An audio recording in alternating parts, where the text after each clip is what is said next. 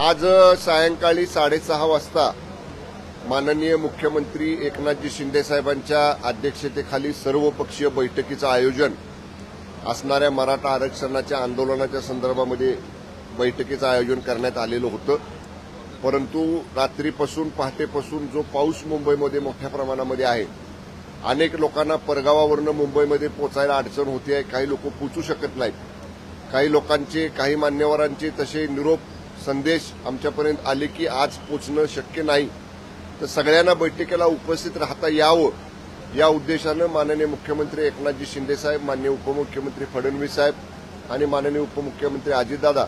यांच्याशी चर्चा करून आज जी सर्वपक्षीय बैठक आयोजित केलेली होती ती बैठक त्याच वेळी उद्या सायंकाळी 6:30 वाजता सह्याद्री अतिथीगृहावर ती सर्वपक्षीय बैठकीचं आयोजन केलेलं आहे। याचं एकच कारण आहे, या पावसामुळे ज्या लोकांना आज उपस्थित राहता येणार नाही